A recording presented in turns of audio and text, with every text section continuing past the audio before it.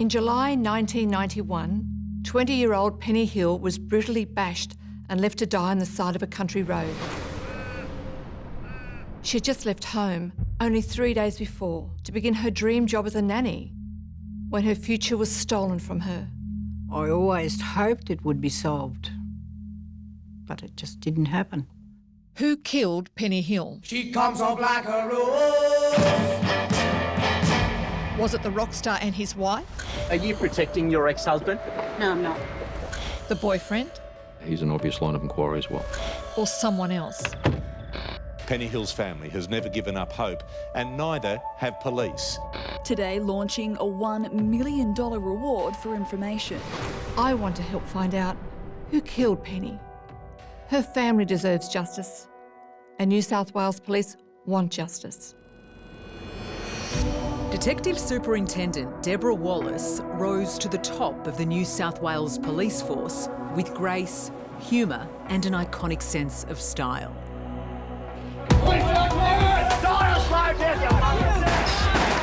The person that was shot is known to police. In her incredible 37 years in the force,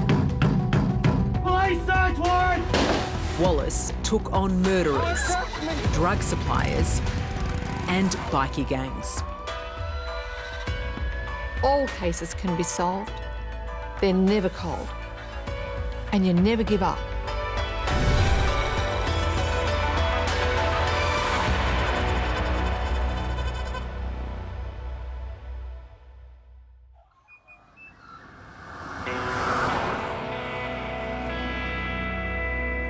I'm travelling to Coolah in New South Wales, where Penny Hill was found brutally bashed and left for dead by the side of the road.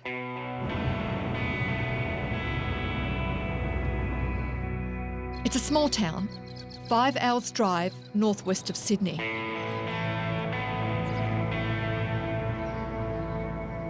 Coolah traces its heritage to the Black Stump, a classic Australian reference to a place beyond civilisation. Coolah's not big, but it's country through and through. There's 2 pubs, of course, and the Black Stump Motel, where I'll be staying. It just so happens Penny Hill stayed here for a couple of nights before she was brutally bashed. Hi there, how are you going? Thanks for having me, Narelle, for a few days. I'm wondering if it's possible to have the same room that Penny stayed in when she was here? Down the back, near the archway, 2 doors on. Thanks, I'll see you during the day. Okay, Thank you. see you later. Bye. Bye. I want to immerse myself as much as possible in the world Penny lived in. She stayed in room 14.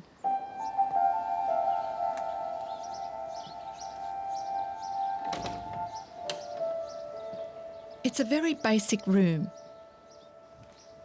There's a double bed with a side table, a bar fridge and TV, a place to hang a few clothes, and a small bathroom off to the side. Details matter because the police could never clearly establish where Penny was bashed. Was it here, inside her motel room at the Black Stump? Or somewhere else? This is Penny as a baby with her dad Felix. She was born in 1970, on Christmas Day. 2:15, she arrived. First child, pretty special. A fun-loving girl. All she ever wanted to do was mind children. Yeah. Yeah. There's 5 years and 10 months between her and her brother. And when Andrew was born, she always said, "It's mine and Dad's baby, not your baby, Mum." There was never any question for Penny that she was going to be a nanny. She left the family home in Narrabri for 6 months and trained in childcare at Tamworth TAFE. Yeah, and she wasn't home all that long when she got the job there at the Coolah Black Stump Motel.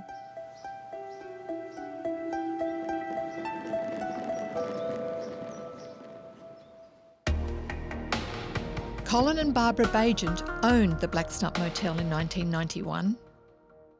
They needed a live-in nanny to look after their 3 young kids. You drove her to Coolah? We drove her to Coolah. My son came as well. So did you drop her off at the Bagents' place? Yes, yeah. And did you- and we met them and everything. Okay. Yeah. What was your impression when you first met Well, her? you know, you always hope it'd be all good. Penny was now on her own, a stranger in a strange town, starting her dream job. 1 take 2. Thank you. This is a town that I know well. Alex Cullen is a journalist. He grew up on a property near Coolah.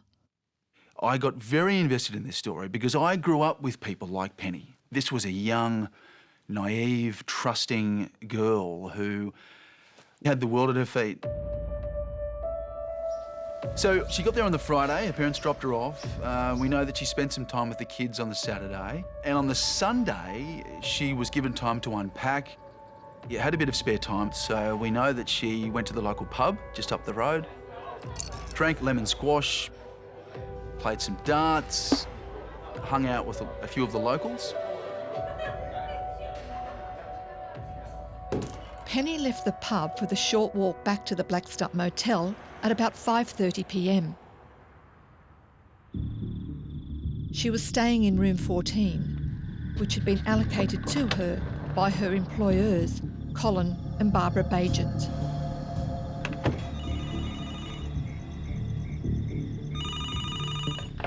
After dinner, Penny took a phone call from her mother.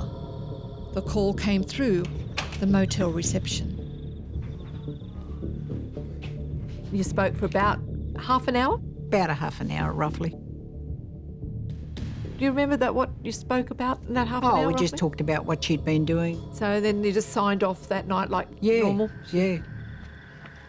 There was no indication she was thinking about what she was going to do that night or anything? No, because it was so cold.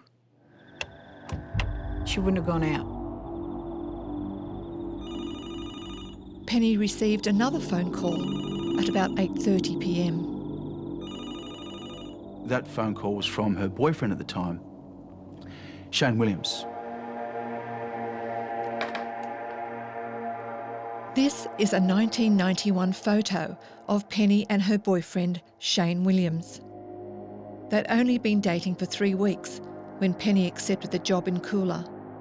Alex Cullen interviewed Shane in 2015. In that call, we know she told him that she'd been hanging around at the pub, hanging around with people.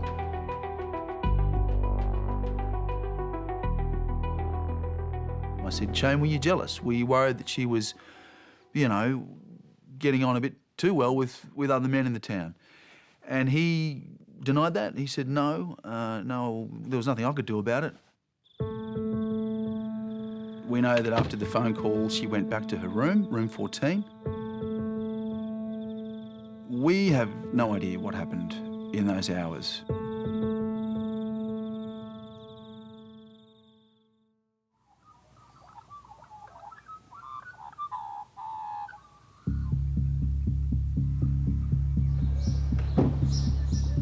I'm up early.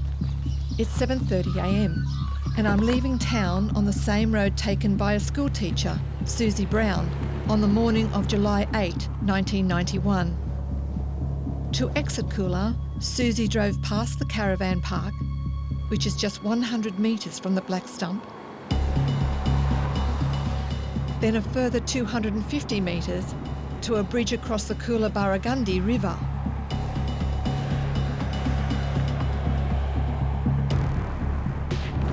And a few hundred metres past the bridge, on the left-hand side of the road, Susie spotted someone lying by a gatepost.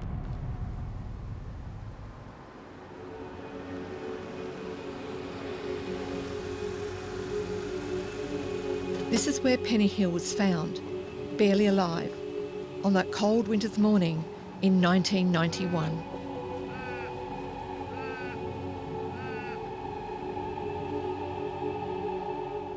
Thanks for taking my call. I'm talking to Susie Brown, the the school teacher who found Penny. What could you see from the car, Susie? Well, I could see this girl lying there and I thought, she's hurt. Something's happened. I called on the UHF and said that there's somebody really badly hurt. Could they get the doctor and the ambulance? So then I went straight over to her. And what do you remember of her injuries? Her face was very swollen. She'd been bleeding from the nose and the ears. There was a lot of dried blood on her face, but it was smeared. She was very badly hurt, and it was really hard to tell what had happened to her, but her breathing was so laboured, and I thought, she's going to die. She's going to die here. It was just heart-wrenching, awful. I can't tell you how traumatic it was. There's more to say about what Susie saw on that day. But when the ambulance arrived, Penny was quickly taken from the scene. Doctors tried to stabilise her at Coolah Hospital before she was airlifted to Newcastle's John Hunter Hospital. When we saw her at John Hunter, it sort of hit me how bad it was. It was a shock.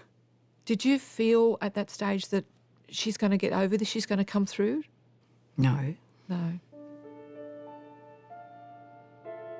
So you knew in your heart of hearts? Yep. She never regained consciousness at all.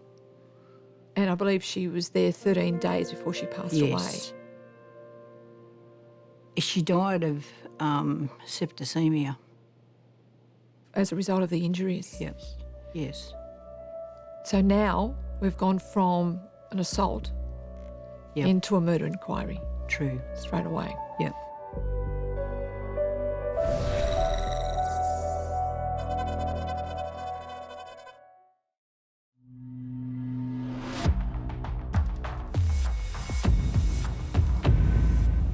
In 1991, Coolah was a quiet rural backwater. Murder and violence was not part of the landscape. This was a town where the only crime recorded was a car theft, way back in the 1970s. So when news broke that Penny had died of her injuries, the community of Coolah went into shock. Nobody will be able to sleep in this town till the person or persons are caught.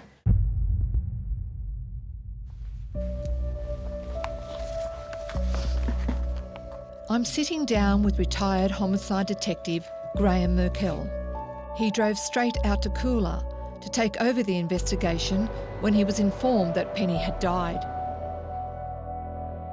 But that was a fortnight after she'd been brutally bashed.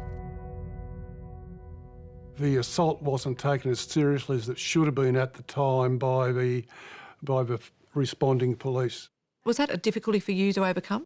Well, it was extremely difficult because her room 14, had been cleaned. Because Penny's case began as an assault, the room had not been preserved as a crime scene. So, by the time Graham arrived at the Black Stump, Penny's room had been thoroughly cleaned. Forensic already done their stuff there, so we had to rely on that. Forensics had documented the room by taking a series of photographs. This is the most interesting one. The remnants of a letter written by Penny to her boyfriend Shane. Remember, they'd only been dating for 3 weeks. The contents of that letter will never be known because that letter was discarded. That's right. The letter was torn up, thrown in the bin, and sent out with the rubbish.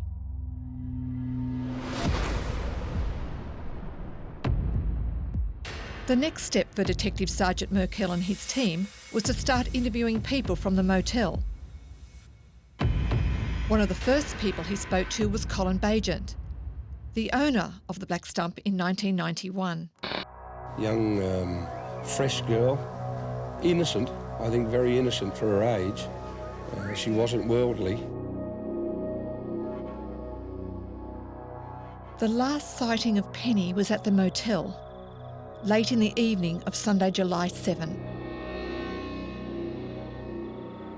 Do Do you recall where he said he was on the night that she was assaulted? Yes, he went fox shooting with the cook from the motel, a man named Bob Lee.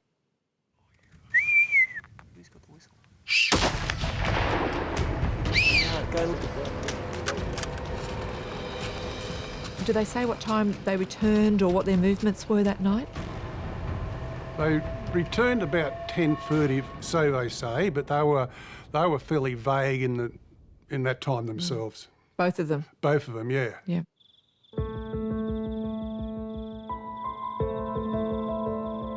The time of Penny's assault is a crucial part of this investigation. And here's why. What could you see from the car, Susie? I'm going back to my interview with Susie Brown, the school teacher who found Penny by the side of the road on the morning of July 8. There were no tracks in the dew. There'd been quite a heavy dew there, and there were no fresh tracks in the dew at all. So when does the dew start to form here in winter? Probably 2 or 3 o'clock in the morning. And I think she'd been there all night because when the ambulance driver lifted her and put her on the gurney, underneath Penny was dry. There was an indent where her bottom had been, but the grass was dry. All of which points to the fact Penny was dumped here by her attacker or attackers sometime before the dew formed in the early hours of the morning. She had definitely been placed there. Her boots were clean. Her boots were clean.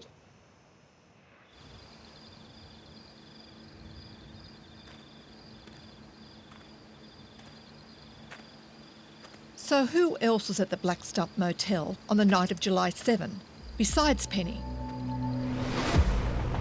The Bajents were there, and so was Bob Lee, the motel cook. Let's take a moment to focus on him. Bob Lee was a bit of a scallywag. He'd been around the traps a bit. He'd been in a bit of trouble for police over the years. In fact, Bob Lee was once a policeman. His first wife, who he divorced in the early 60s, confirmed to us that he was in the force when they were married.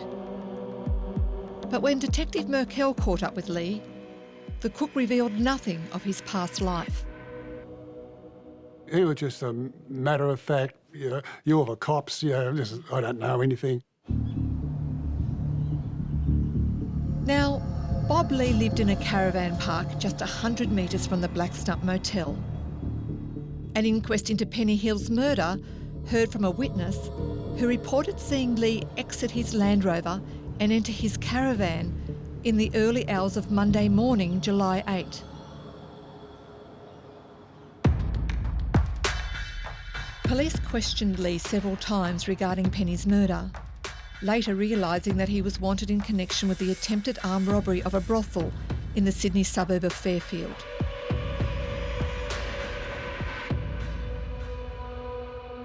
When they arrested him for the armed robbery, they found an arsenal of illegal weapons in his caravan, including a rifle and a silencer. Lee was released on bail, but just a few months later, he died in mysterious circumstances.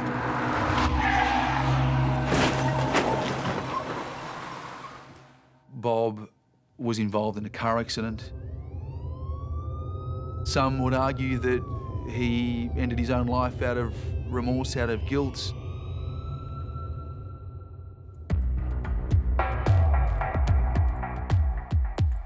The town of Coolah was a hotbed of rumours. And when it came to suspects in Penny's murder, there were literally hundreds of them.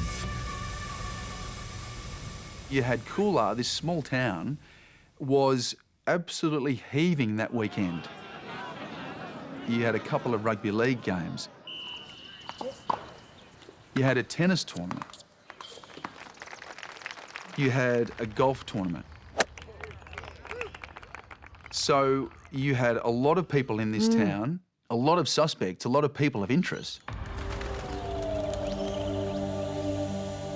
Ross Kitto, a pro golfer from New Zealand, attracted police attention for his part in a violent altercation with his girlfriend at the Black Stump Motel. This occurred at around 9:30 p.m. on July 7. The same night, Penny was bashed. It was extremely violent. She later said that she thought he was going to end her life. He apparently had his hands around her neck. The assault happened inside the couple's motel room.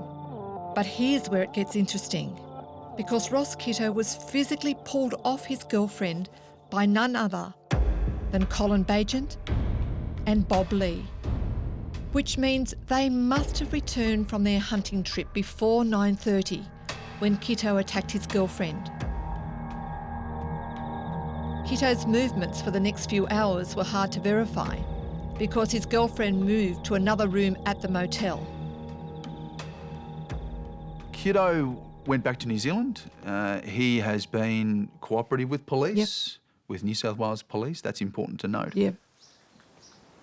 Detective Merkel soon became much more interested in the owners of the Black Stump Motel, Colin and Barbara Bagent.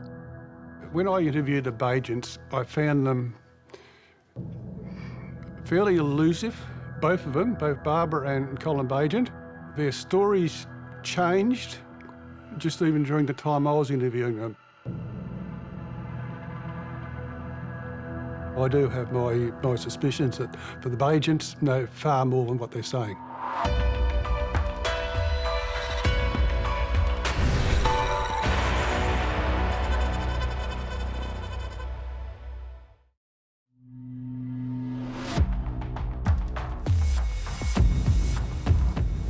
I grew up in Sydney's Parramatta in the 1970s. It goes without saying that I love my Aussie rock bands. I'm a huge fan of Cold Chisel, AC/DC and the Oils. And who could forget Billy Thorpe and the Aztecs? She comes up like a rose. This is Billy Thorpe and the Aztecs. On Channel 9's Bandstand in 1966 with their smash hit Poison Ivy. And who's on drums? A very young Colin Bagent. Bagent moved on from the Aztecs in the 60s, and by the early 1980s, he and his third wife were looking for a tree change.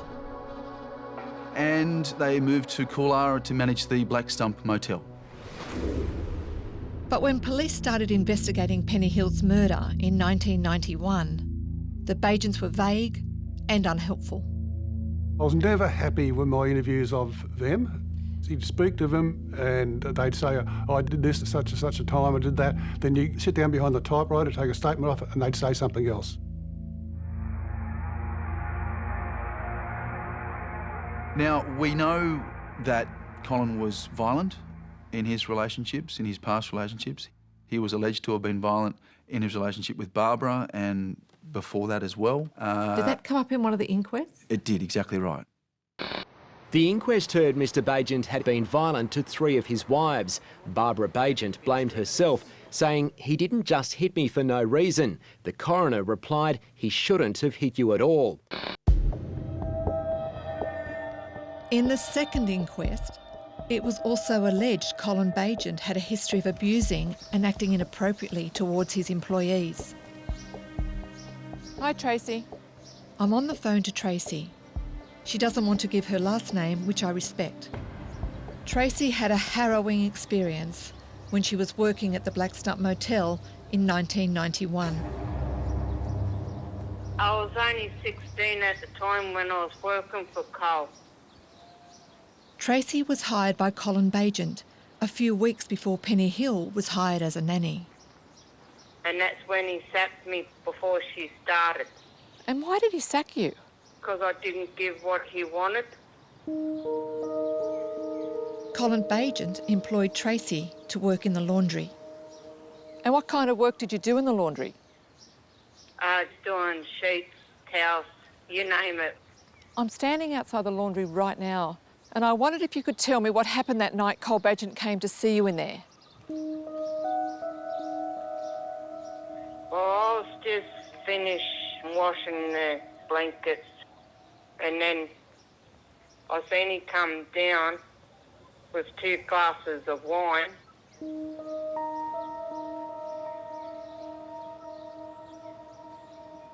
He touched me on the breast and down below.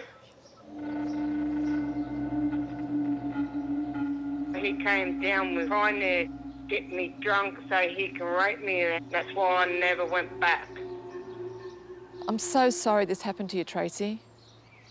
Did you have a sense before that night that there just wasn't something quite right with Cole Badgent? I thought there was something wrong when I first met him.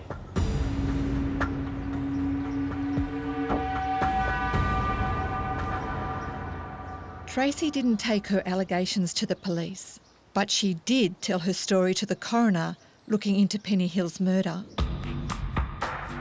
Colin Badgent denied her allegations and was never charged. Let's go back to the Black Stump Motel on the night of July 7, 1991. We now know that Colin Badgent and Bob Lee were back from their hunting trip by 9:30 p.m, in time to stop the Ross Kitto assault on his girlfriend. But what about after that? Colin's wife Barbara told police that her husband locked up the motel and was with her for the rest of the night.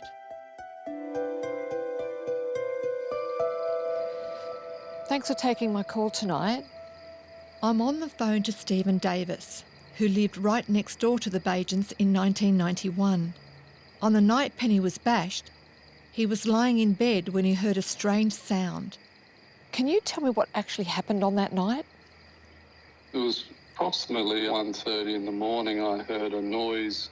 It sounded like a sliding door on a van, just closing very quietly.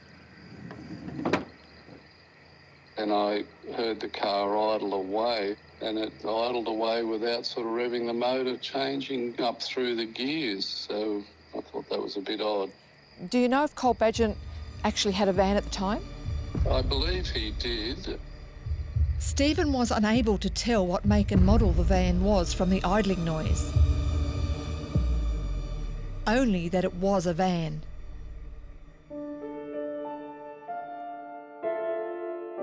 Penny lay in a coma in Newcastle's John Hunter Hospital for 13 days before she succumbed to her injuries. Her parents, Jeanette and Felix, kept a vigil by her bedside all that time. But if they wanted to be left in peace, they weren't getting any. They kept receiving phone calls from a particular person in Coolah. 3 and 4 times a day for the first week, asking had she regained consciousness. And who was asking that? From the motel. Colin or Barbara? It was him that rang. So Yeah. Cole Badgent would ring you to see has she regained consciousness? Yeah.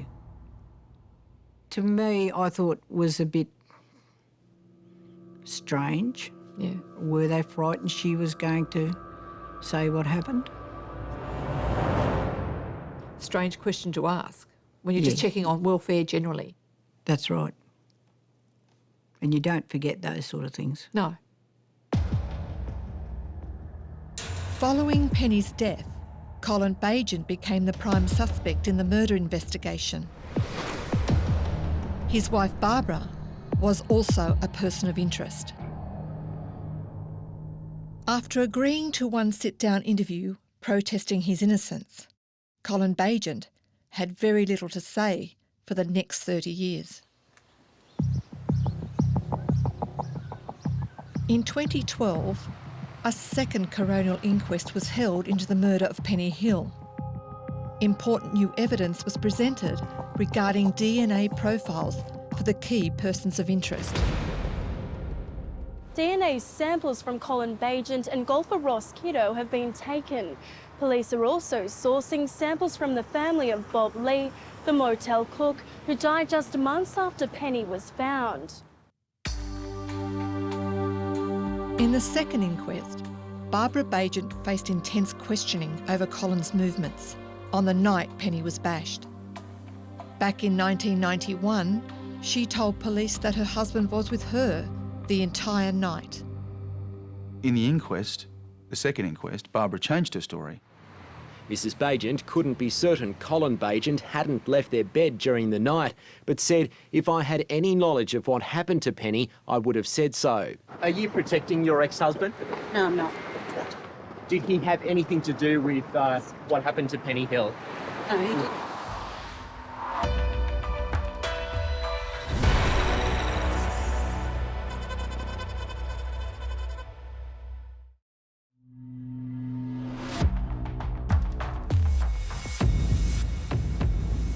Sadly, when it comes to violence towards women, the facts don't lie. On average, 1 woman a week is murdered by her current or former partner. So when police were investigating who may have been responsible for the murder of Penny Hill, one person they looked at was her boyfriend, Shane Williams.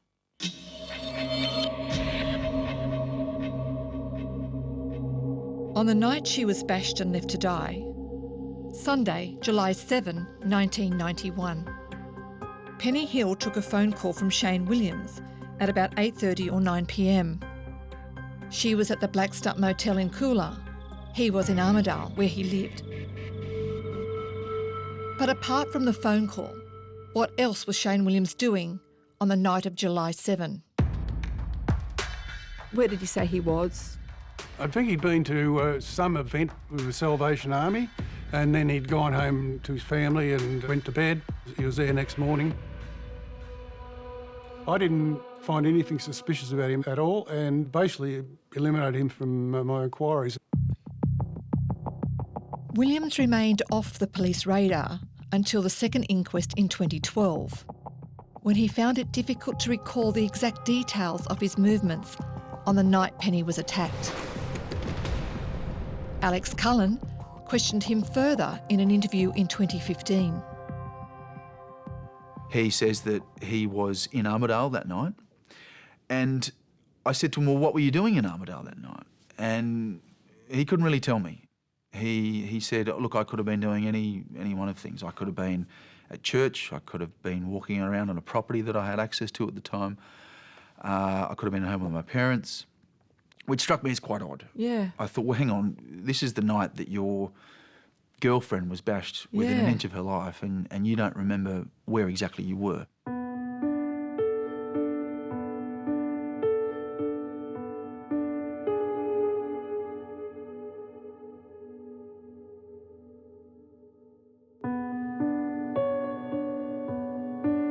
Shane doesn't really have a good memory of where he actually was the night of Penny's assault.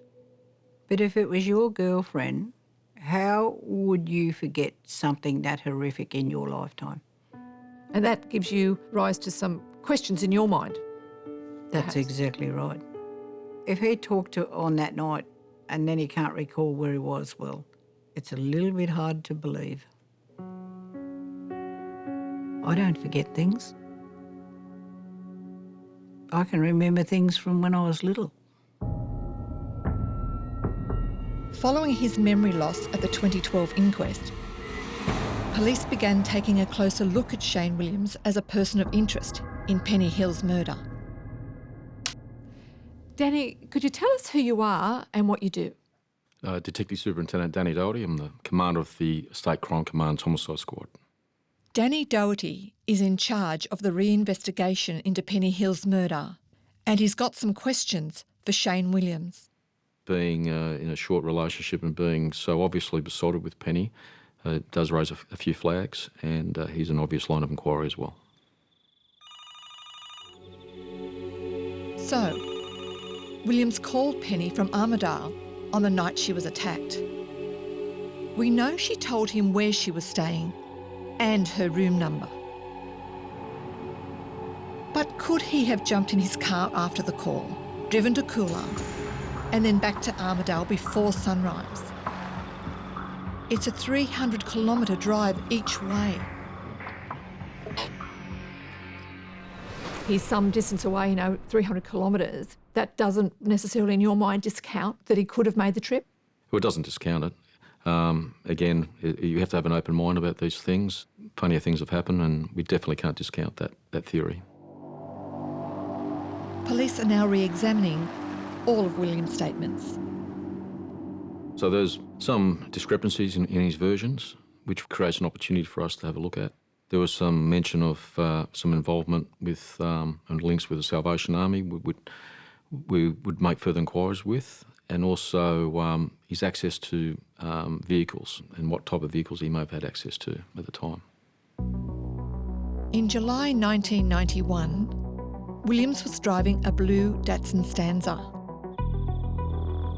Around 11:40 p.m. on July 7, Barbara Bagent reported seeing a dark-coloured car, similar to a Commodore, driving through the Black Stump Motel car park without the lights on. Shane owned a blue Datsun Stanza. And police believe that she may have mistaken that Stanza for a Commodore. Yeah. So they looked at that very, very closely. New clues have emerged about the murder 22 years ago of 20-year-old Penny Hill at Coolah in the state's west. A car found near the murder scene, which was originally described as a Commodore, is now believed to have been a blue Datsun Stanza. A police forensics team in Sydney searched William's old Stanza in 2013, looking for clues to Penny's murder. I asked him straight out, did you kill Penny Hill? No, of course not. I would not hurt her in any way possible.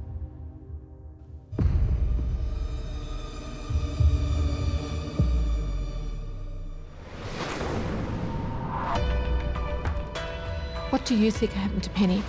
I believe that one of the people that we've mentioned has had a sexual interest in her.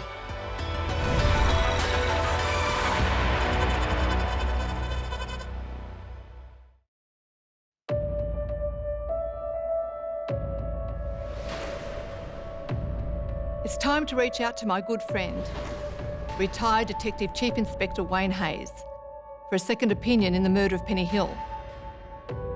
I call Wayne the homicide whisperer.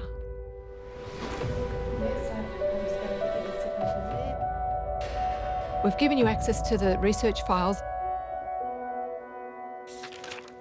Is there anything that you can share with me that struck you from those files? Quite a bit, actually. It's just amazing that somebody that's there in 3 days, they're murdered. There are some complications. There's a golf tournament and there's a rugby league competition in town that day, so there are a lot of people in the town. But Wayne's primary focus is room 14 at the Black Stump Motel. That's where he believes Penny was assaulted. Somebody gains access to that motel room.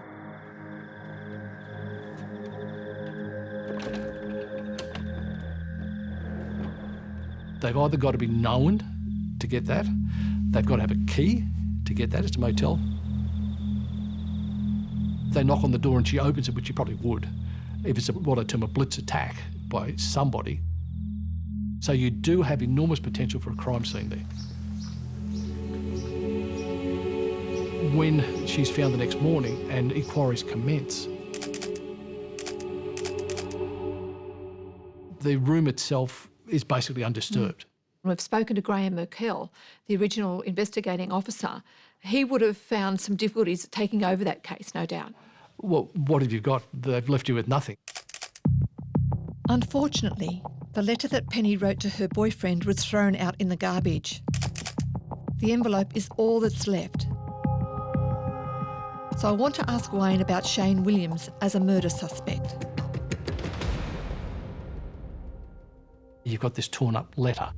You've got an envelope there addressed to him. What does it say? Was it a go-away letter? Was I've met somebody else letter? Well, you don't know. And there's a telephone conversation with them.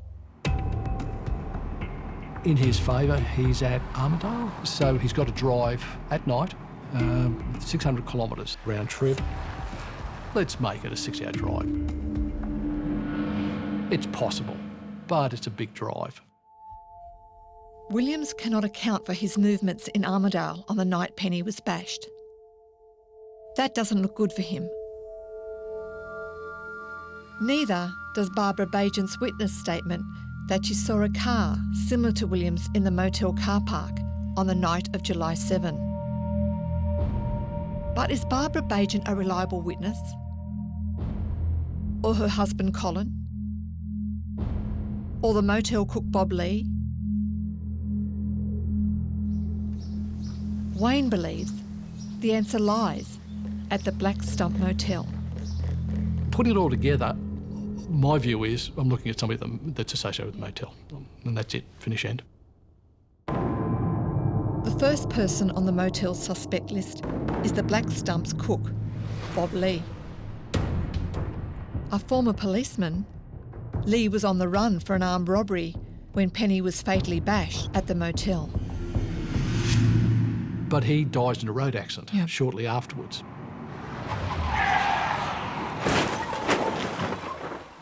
The rumour mill goes overboard in the town saying he's clearly done it because he's committed suicide. A, the investigating police don't think so, and B is people kill themselves in road accidents all the time. People are killed, people survive. It's luck of the draw sometimes, I'm afraid. She comes up like a rose. What view do you form of the bosses of Penny, the Bagents? Husband and wife, 3 very young children. They need a nanny. She applies and is selected. She comes and after one shift basically is not suitable. Now, this is something I haven't revealed before.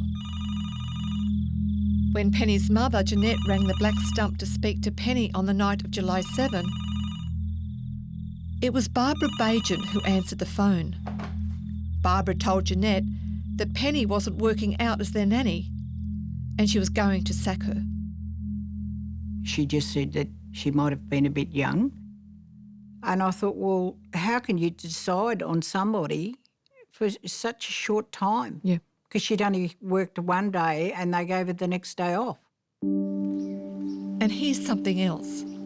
Penny stayed with the Bagents in their family home on the night she arrived, July 5th. But then the Bagents shifted her into room 14 the very next day. Moving out of the family home into this hotel room, being terminated, something's happened there, I think. I'm interested in Wayne's take on the movements of Colin Bagent and Bob Lee on the night that Penny was attacked. They were both at the motel at around 9:30 p.m. when they separated Ross Kitto from his girlfriend. 2 people are very proximate to the deceased. 2 people potentially, because they're known to her, have access to the room. What do you think happened to Penny? I believe that one of the people that we've mentioned has had a sexual interest in her and has gone and knocked on the door, which has been opened or has gained access somehow. Maybe she says something that makes that person enraged. And once you're enraged, it just got out of control. Yeah. You just don't know whether or not alcohol or drugs played a part in it as well, because that loosens people's restraint. They behave less responsibly than what they do when they're not affected by drugs or alcohol. And then she's only taken 800 metres down the road. Why would you take somebody 800 metres down the road? Because you've got to be home quickly? Because you can't be away for very long? You can't go very far because you could be discovered? Remember, a witness reported seeing Bob Lee exiting his car and entering his caravan in the early hours of Monday, July 8. Is it possible that with his police training, Bob Lee could have forensically cleaned room 14 in the early hours of July 8 after assaulting Penny in her room? That would explain why police found nothing untoward the next day and were happy to release room 14 back to the motel.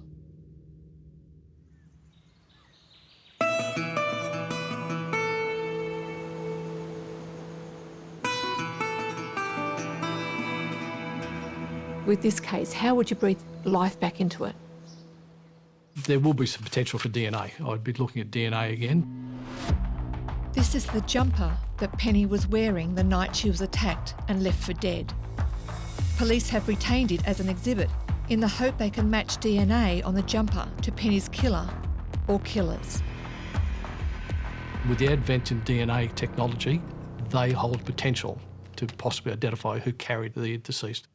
If my DNA's on their clothing, I've got to explain why.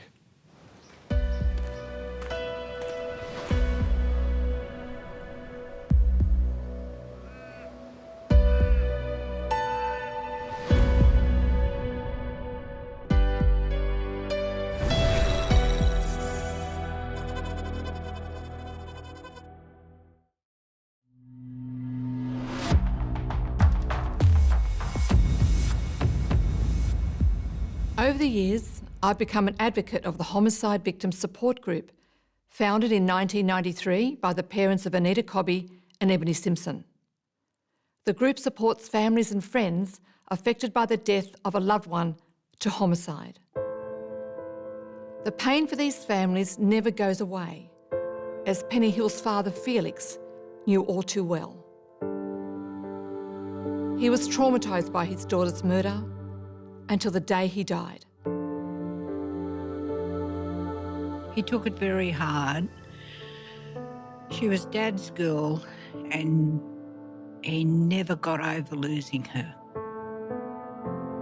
It would have been nice if he'd have known before he went. I always hoped it would be solved quickly, but it just didn't happen. And here we are, 30 years on. later, still talking and looking for answers, aren't we? That's right.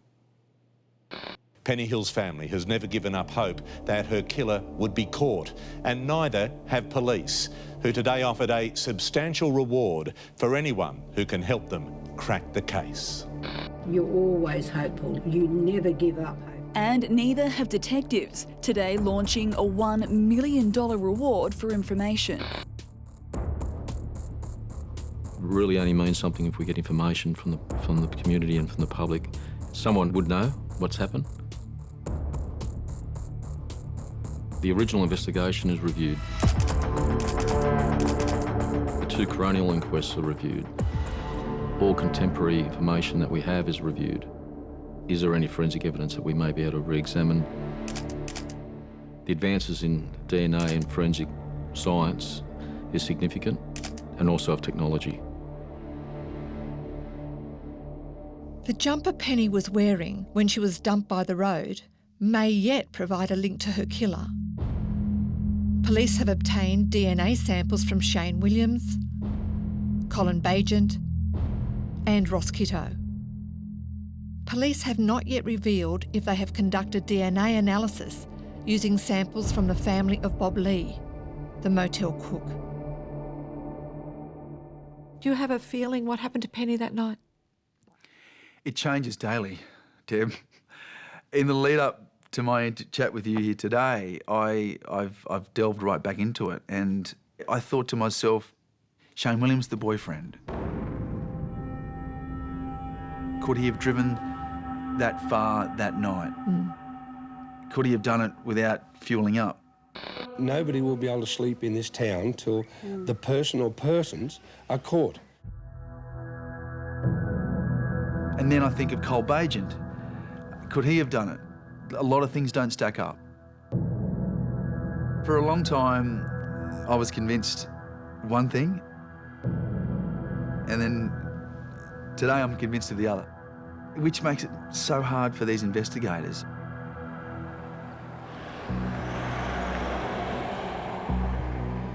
What I realised from my time in Coolah is that it's a very short distance from the Black Stump motel to where Penny was dumped. I wonder, by leaving her in plain sight of passing motorists, whoever assaulted Penny didn't really want to kill her.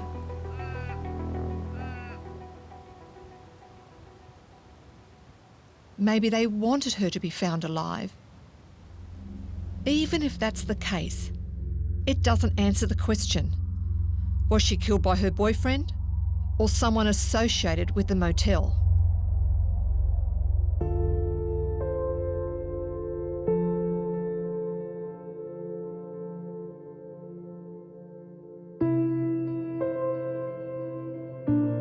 It's not knowing, it's the unknown that you always think about. You think, how could someone do this and walk away and leave a person? How can they carry on with life and have no guilt about what they've done? Why should they walk scot-free? She gets a death sentence, we get the life sentence.